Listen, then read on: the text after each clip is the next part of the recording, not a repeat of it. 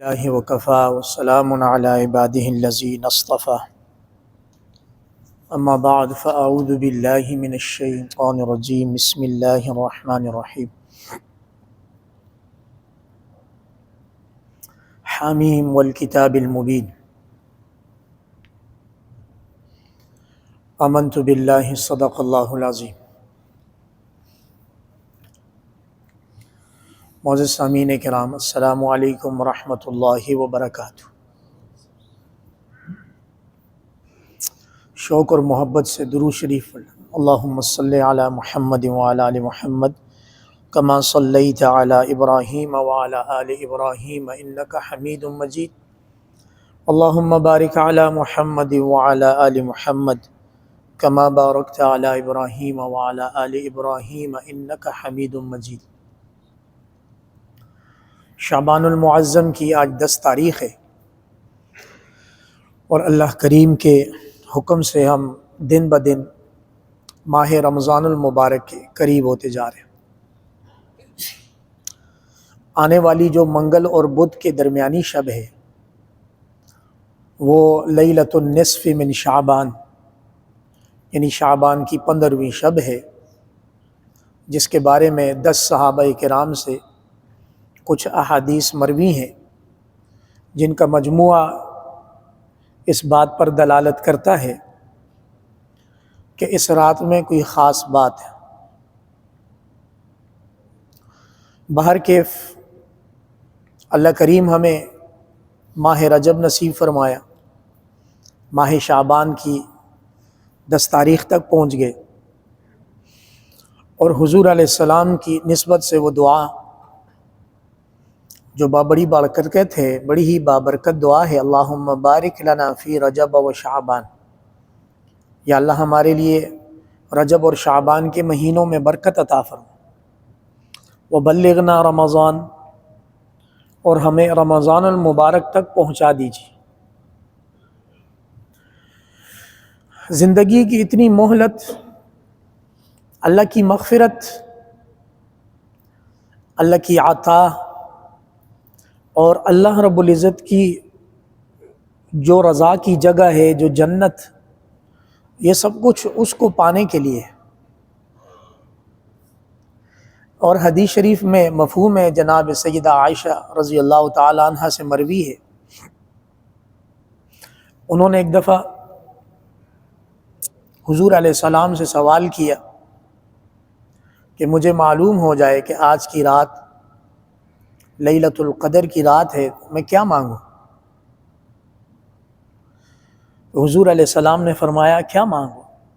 یہ مانگو، یا اللہ تو سراپا معافی، اللہم انک عفو، یا اللہ تو سراپا معافی، تحب العفو، معافی کو پسند فرمانے والے، خود معافی کو پسند فرمانے والے، فاعف عنی، اللہ مجھے بھی معاف فرما دے۔ کہ مغفرت ہو گئی، اللہ رب العزت کی رضا حاصل ہو گئی تو جنت خود بخود مل جائے گی۔ تو میرے معززین، ماہ شعبان اپنی تیزی کے ساتھ گزر رہا ہے۔ عرض یہ کیا تھا کہ عقل مند ہے وہ شخص جو پہلے فصل بوئے، پھر اس کا خیال کرے اور سیزن میں کاٹے۔ راتوں رات فصل تیار نہیں ہوتی، اسی طرح راتوں رات سیزن نہیں لگتا، سیزن کی کچھ تیاریاں ہوتی ہیں۔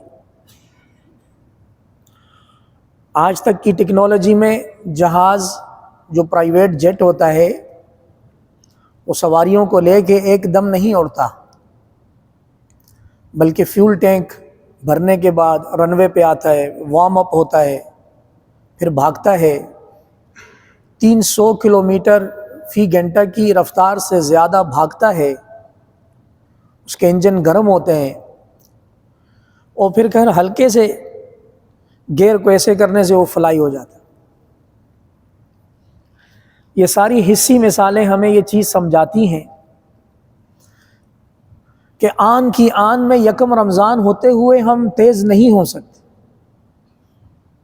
یہی منشا ہے شریعت کا کہ رجب اور شعبان میں اپنے آپ کو وارم اپ کیا جائے، تیار کیا جائے، اللہ سے عافیت، سلامتی، صحت مانگی جائے، اللہ کو اپنی ضرورت بتائی جائے، یا اللہ ہم تیرے بھیجے ہوئے مہمان مہینے کے ضرورت مند ہیں، ہمیں مغفرت کی حاجت ہے، ہمیں آپ کی بخشش، آپ کے فضل و کرم کی ضرورت ہے۔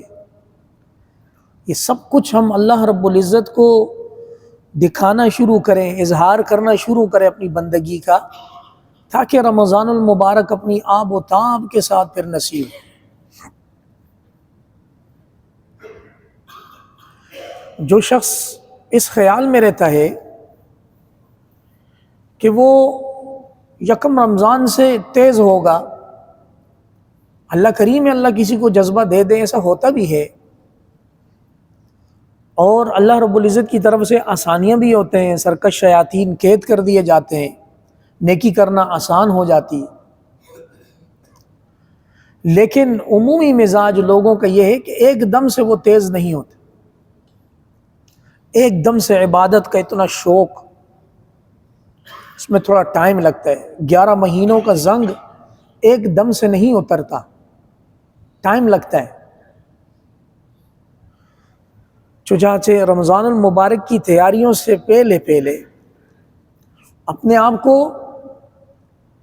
اس مبارک مہینے کے جو عظمت کے پہلو ہیں اس کے لیے تیار تو کرے، پہلے اپنے آپ کو آمادہ تو کرے کہ ایک ایسا مہینہ آ رہا ہے جو اللہ رب العزت کی طرف سے عظیم مہمان مہینہ ہے۔ اور میں گزشتہ چند جمعوں سے تھوڑا یہ تذکرہ کر رہا ہوں کہ قرآن اور رمضان یہ دو اللہ رب العزت کے دربار میں گواہ ہیں،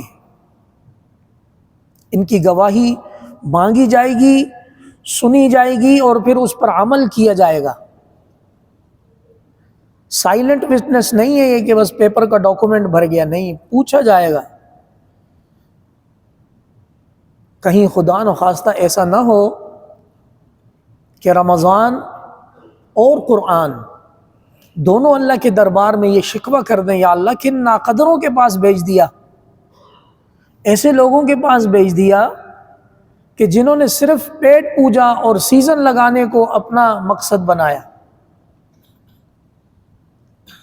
یا اللہ کیسے لوگوں کے پاس بھیج دیا کہ جنہوں نے نہ دن میں روزے کی حرمت کا، پاکیزگی کا خیال کیا، اور نہ رات کو عبادت کا خیال کیا، اور سنی جائے گی یہ گواہی۔ اللہ کریم ہمیں عمل کرنے کی توفیق عطا فرمائے۔ کرنے والے کاموں میں سب سے اہم کام بازار سے فرصت ہے۔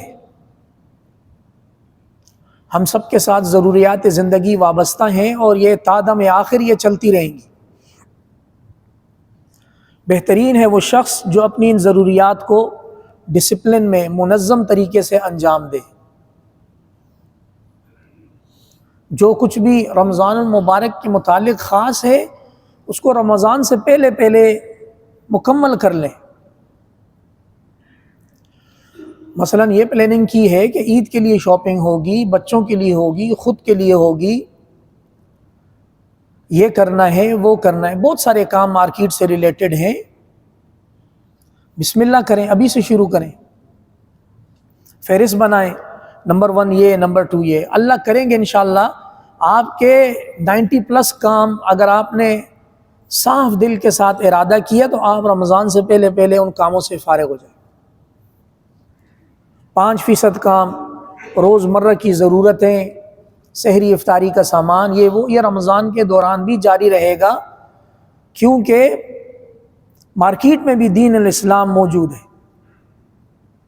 انسان ہے، مارکیٹ جانا حرام کام نہیں ہے، جانا پڑتا ہے، ضرورت ہے، دودھ، دہی، چپاتی، نمک، سب چیزیں مارکیٹ سے ملتی ہیں اور انسان کو جانا پڑتا ہے۔ لیکن اسپیشلی رمضان المبارک کو شاپنگ میں ضائع کرنا یہ صحیح عمل نہیں، اس سے اپنی جان چھڑا دیں۔ یہ گویا آپ اللہ رب العزت کو دکھائیں گے کہ یا اللہ رمضان میں جو کرنے کے کام ہیں ان کے لیے میں اپنے آپ کو تیار کر رہا ہوں۔ اور یہ جو غلط ریت رمضان میں ہی شاپنگ کرنا، نیو ارائیول کا انتظار کرنا کہ کون سے برانڈ کی کون سی نئی چیز آئے گی میں وہ نیا خریدوں گا، یہ ایسی دوڑ ہے جو نہ ختم ہونے والی۔ انسان کی اس ہوس اور اس لالچ پہ برانڈ زندہ رہتے ہیں۔ اس مہینے میں وہ رمضان کلیئرنس سیل لگا دیں گے، اور الحمدللہ میں ان لوگوں میں سے ہوں جو رمضان کلیئرنس سیل میں سے فائدہ اٹھاؤں گا۔ سیل لگ گئی، لے لیا جو بھی لینا تھا، اور کچھ لوگ نیو ارائیول کے انتظار میں اپنے رمضان کو مارکیٹ کے حوالے کریں گے۔ یہ صحیح عمل نہیں ہے۔ مہنگائی الگ ہے، اسراف الگ ہے۔ آپ کی قیمتی گھڑیاں، رمضان کے دو پہلو ہیں، دن اور رات کے الگ الگ عظمت ہے۔ دن کی الگ عظمت ہے روزہ رکھ کے، رات کی الگ عظمت ہے عبادت کر کے۔ تو دن میں تو روزہ رکھ لیا چلیں، رات افطاری کے بعد گاڑی سٹارٹ کی اور 2 بجے 1 بجے 12 بجے مارکیٹ سے واپسی ہو رہی ہے، یہ طرز عمل پسندیدہ نہیں ہے۔ اپنے آپ کو ان اضافی چیزوں سے فارغ کریں، ضروریات زندگی کی فہرست بنا کر، اور مولوی صاحب نے توجہ دلائی ہے انشاءاللہ اس دفعہ کی شاپنگ رمضان المبارک سے پہلے بالکل فارغ ہو کر صحیح طرح سے روحانی طور پر تیار ہو کر اللہ پاک کو دکھائیں، یا اللہ میں اس دفعہ انشاءاللہ رمضان المبارک کا سیزن لگانے کے لیے تیار، اعمال کا سیزن لگاؤں گا انشاءاللہ۔ اور میں ایک باریک نقطے کی طرف آپ سب کی توجہ دلاؤں، ہم میں سے ہر شخص اپنے گریبان میں جھانک کے آنکھ بند کر کے گزشتہ رمضان میں آخری عشرے میں 29ویں روزے کو جو حسرت ہوئی تھی کہ اس رمضان کچھ نہیں ہو سکا، اللہ نے موقع دیا تو اگلے رمضان سب کچھ کروں گا۔ تھوڑا تصور کریں، 1 سال ماضی میں جائیں، رمضان المبارک ختم ہو رہا تھا اور ہم میں سے ہر شخص دل میں یہ طے کر رہا تھا، ایک کمی کا احساس تھا، یا اللہ قدردانی نہ ہو سکی، عبادت نہ ہو سکی، انشاءاللہ اس سال جو کمی رہی میں اگلے سال پورا کروں گا۔ تو کیا وہ والی جو میموریز ہیں، وہ جو یادداشت ہے، وہ کیا 29 سے 29 رمضان ہے؟ اس سال بھی 29 رمضان کو وہ حسرت کریں گے، یا اس سال شعبان کے مہینے میں اپنے آپ کو وارم اپ کر کے تیار ہو کر انشاءاللہ میدان میں اتریں؟ ہاں نا جی، ایسا ہونا چاہیے کہ اللہ کو کچھ کر کے دکھائیں کہ یا اللہ آپ ایک مہمان، ایک عظمت والا مہینہ ہماری طرف بھیج رہے ہیں، ہم اپنی خواہشات اور بنیادی ضروریات سے 90% فارغ ہو جائیں، باقی ملازمت، کاروبار، حلال کمائی، یہ اللہ پاک نے زندگی کے ساتھ رکھا ہوا ہے۔ وَلَيْسَ لِلْإِنسَانِ إِلَّا مَا سَعَىٰ، انسان کو وہ ملے گا جس کے لیے وہ کوشش کرے گا۔ اب یہ مفہوم عام ہے، قرآن مجید کے الفاظ یہ دنیا سے بھی متعلق ہیں، یہ دین سے بھی متعلق ہیں، یہ آخرت سے بھی متعلق ہے، کہ انسان کو وہ ملے گا جس کے لیے وہ کوشش کرے گا۔ اگر وہ صرف اپنی دنیا کے لیے کوشش کرے گا، اس کو وہ ملے گا ضرور اگر اس کی کوشش صحیح ہوئی، اور جو اپنے دین اور آخرت کے لیے کوشش کرے گا اس کو وہ ملے گا۔ تو میرے معززین، شعبان عربی زبان کا لفظ ہے، تشعب سے نکلا ہے، کتابوں میں لکھا ہے تشعب کے معنی ہے پھیلنا۔ کیا چیز پھیلنا؟ رمضان المبارک کی تیاری کی خوشبو پھیلنا۔ دوبارہ، شعبان عربی زبان کا لفظ ہے جس کا جو اصل ڈیٹا ہے وہ تشعب ہے، اور تشعب ایک ڈپارٹمنٹ کے معنی میں آتا ہے، ایک شعبہ، یعنی پھیلنا، اس میں پھیلاؤ کے معنی ہے۔ رمضان کی تیاری کی خوشبو پھیلنے کو شعبان سے تعبیر کیا جاتا ہے۔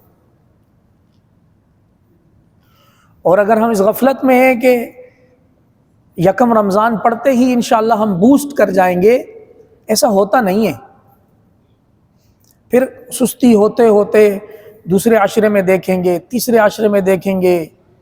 وہ مذاق میں اہل کراچی بولتے ہیں تیرا بھائی لیلۃ القدر کی ساری رات جاگے گا، تیرا بھائی لیلۃ القدر کی ساری رات، یہ ابھی سو رہے ہیں، ان کو جگاؤ ذرا، وضو ٹوٹ جائے، تیرا بھائی لیلۃ القدر کی ساری رات جاگے گا، وہ لیلۃ القدر کی رات بھی سوتا رہتا۔ میرے معززین، یہ خوشطبی اس وجہ سے کی کہ ہمیں قدردانی ہونی چاہیے۔ جو لوگ اس وقت زیر زمین ہیں، واللہ اللہ ان کو زبان اگر دے دے، کوئی سن لے ان کی بات، قال رب ارجعون، یا اللہ مجھے ایک لمحے کے لیے واپس دنیا بھیج، میں تیری عبادت کروں گا۔ یا اللہ مجھے ایک لمحے کے لیے دنیا بھیج واپس، میں تیری عبادت کروں گا۔ اور دنیا کا دستور یہ ہے کہ جب ایگزامینیشن ہال سے کوئی نکل جاتا ہے اس کو دوبارہ انٹری کی اجازت نہیں ہوتی، اب رزلٹ کا انتظار کرو۔ تو یہ دنیا مزرعۃ الآخرہ، آخرت کی کھیتی قرار دیا ہے اس کو، اس میں اپنی فصل، اپنا پھل اس کو بو کے اس کی تیاری کی خوب کوشش کی جائے۔ میں اپنی بات کو مکمل کرتا ہوں۔ رمضان المبارک کے جتنے اضافی کام، اپنی فیملی کی شاپنگ میں بار بار اس لیے کہہ رہا ہوں کہ مسجدوں سے زیادہ مارکیٹیں آباد رہتی ہیں، اور یہ اسلامی جمہوریہ پاکستان ہے۔ اگر یہ عالم ہے یہاں پر، تو وہ ان ممالک میں جہاں مسلمانوں کی کمی ہے وہاں کیا عالم ہوگا۔ اسی دنیا میں انہی حالات میں رہ کے اللہ رب العزت کو اپنی بندگی دکھانی ہے، اس کے لیے کوشش کرنی، ضرورت کے کام نمٹا لیں، اپنے آپ کو تیار کر لیں۔ اس ہفتے میں آنے والی شب جو منگل اور بدھ کے درمیان کی شب ہے، وہ شب لیلۃ النصف من شعبان، یعنی 15ویں شعبان کی شب ہے۔ اس کے بارے میں 10 صحابہ کرام سے احادیث مروی ہیں، جس سے مجموعی طور پر یہ مطلب نکلتا ہے کہ 15ویں شعبان کی رات عام راتوں کی طرح عام رات نہیں ہے، اس میں کوئی خاص بات ہے۔ وہ خاص بات کیا ہے؟ وہ خاص بات اس میں رب تعالیٰ کی عبادت کرنا ہے، اور اس کے لیے لازمی نہیں کہ ساری رات کو جاگا جائے۔ ہمارے ہاں عام ٹرمنالوجی استعمال ہوتی ہے کہ 15ویں شب جاگنے کی رات ہے، اس میں تھوڑی سی اصلاح کی ضرورت ہے۔ 15ویں شعبان کی رات، رمضان کی ہر رات جاگنے کی رات نہیں ہے، عبادت کرنے کی رات ہے۔ جاگنے میں اور عبادت میں تھوڑا سا فرق ہے۔ اگر ہم اس کی اصطلاح کو تبدیل کریں گے، اس کا اثر ہماری عبادات پہ آئے گا۔ اور یہ مغرب غروب شمس جیسے ہی سن سیٹ ہوگا، اس وقت سے اس کی فضیلت شروع ہو جائے گی، اور فجر کی اذان تک اس کی فضیلت جاری رہے گی۔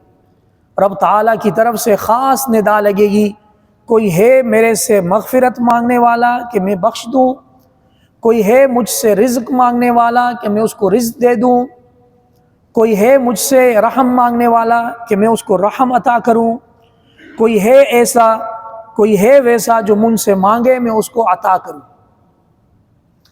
یہ مبارک صدائیں لگیں گی۔ 8 لوگوں کی بخشش نہیں ہوتی۔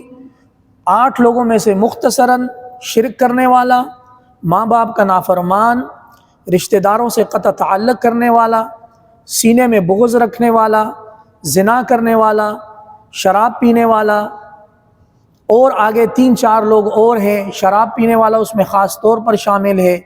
اللہ کریم ان تمام کبیرہ گناہوں سے ہمیں بچا کر شعبان کی قدردانی اور رمضان المبارک کی تیاری کرنے کی توفیق عطا فرما دیں۔